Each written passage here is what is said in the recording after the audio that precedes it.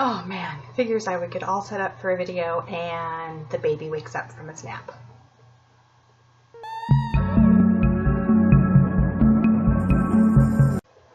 Hey guys, welcome back to Sarah Katie Reads. I thought I would do a quick book tag video today. Just wanted to try one out, and I was kind of going down the rabbit hole of booktube videos, and I came across one by Steve Donahue where he just went out and found a book tag that he wanted to do, and the Intergalactic Book Tag, and I thought that sounded fun, so I considered myself tagged, and I'm gonna do it. And my spin on it is that I'm doing it all with sci-fi books from my bookshelf. So here we go. The first one was Space, a book that is out of this world in that it takes place on a different world, different planet. And my pick for this was Dune by Frank Herbert. This is one of my absolute favorite sci-fi books. I remember finding a copy on my middle school library shelves and just being totally immersed and blown away. And so it was one of those formative books for me when I was in middle school. I loved it. I loved that I was completely surrounded by Arrakis. I could smell the spice. I could see the dunes. I could feel it. It was great. So Dune by Frank Herbert is one that is out of this world. Next, Black Hole. A book that completely sucked you in, and I'm going to go with Mary Doria Russell's The Sparrow. I talked about this one in a previous video. I just reread this, and both with my initial reading and then my reread just earlier last month, I was completely absorbed by her world. I couldn't put it down, except when I had to. When I had to do other things, didn't want to. Her writing, her prose, the world and the story that she builds is absolutely beautiful, and I would definitely recommend it. First contact with an alien species, a Jesuit mission goes to make contact with this new world that they've come across, and the things that happen from there. So Mary Doria Russell, The Sparrow. Number 3, Lightspeed, a book you're anticipating so much that you wish you could get it at Lightspeed. So here is the 50-year mission, the first 25 years, and the next one for the next 25 years comes out, I believe, well, I think it comes out at the beginning of August, but I wish it was coming out faster so I could get my hands on it. I'm really excited to read these because I love Star Trek. I love it so much. So the 50-year mission, I want the next book as well, and it's by Edward Gross and Mark A. Altman. Very excited. Number 4, Nebula. What is a beautiful cover? And this isn't sci-fi, but it's science and space science, and it's Carl Sagan's Cosmos. And this particular copy I have, I absolutely love the cover. It's beautiful. I don't know exactly... I have a helper. I don't know exactly which space object this is, but it's absolutely gorgeous. And I'm a sucker for anything with stars and space, galaxies, whatever on them. I love them. So beautiful cover, Carl Sagan, Cosmos. Oh, and then I'm cheating and I'm putting in another one for beautiful cover. Not that it's beautiful per se, but I love the art, the pulp fiction, the pulp sci-fi of it. And Night of the Living Trekkies. So I'm also bonus including this for beautiful cover because I love the bold retro sci-fi-ness of it. And this book, I think it's going to be hilarious. I haven't read it yet. This happens to me a lot. I get books, they go on my shelves, and it's a long time before I get to them. But I got this at a local comic book store years ago, and the blurb on the back, Journey to the Final Frontier of Sci-Fi Zombie Horror. So, hey, you helping? Thanks. It takes place at a Star Trek convention, and a zombie virus gets loose. So what happens?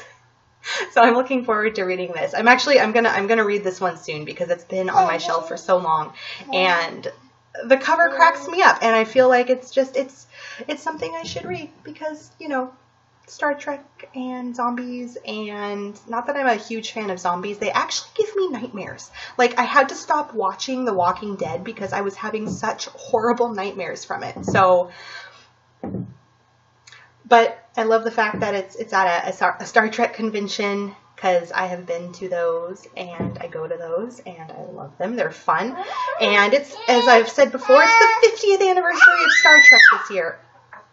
So I'm going to be doing lots of Star Trek related things. So beautiful cover because it's fun and bright and bold and retro. Night of the Living Trekkies. And this is by Kevin David Anderson and Sam Stahl. Gonna check it out. It's going to be awesome. Okay, so next up is Multiverse, companion or spin-off series that you love. The baby's playing with the tribble. I had a hard time thinking of one for this, actually, so I chose Star Trek Titan, and this is the first one in the Titan series where Riker is the captain. This is Taking Wing by Michael A. Martin and Andy Mangels. And I haven't actually read these yet, but I love Riker, and this is his continuing adventures 10 years after the movie events of Nemesis, I believe it is. So I feel like that counts as a spin-off or companion series, and I've got the first two, and every time I go to the bookstore, the used bookstore, I keep my eye out for more. So Multiverse companion set or spin-off series, I'm going with Star Trek Titan. Next up is Gravity, where a favorite romantic pairing that the characters seem to have a gravitational pull to each other. And I don't know, I didn't really like that question fully because that's not really the type of stuff that I tend to read or often read. I mean, if it's in there and it's well done, that's fine. But, so this was a hard one for me. But what I went with was Amanda and Sarek in Spock's World. I read this about maybe 9 years ago, and I really, really loved how it portrayed the relationship and the romance between Spock's parents, because Amanda as a human, allowing herself to experience her full range of emotions, and Sarek, the Vulcan, who does not, or suppresses them. It's how they communicate and fall in love, and how she kind of opens him up more to his emotional side. And I really liked their relationship in this and how we got to see more of it. And this is by Diane Duane, and it's actually the only book of hers that I've read, but I loved it. I thought this was so well done.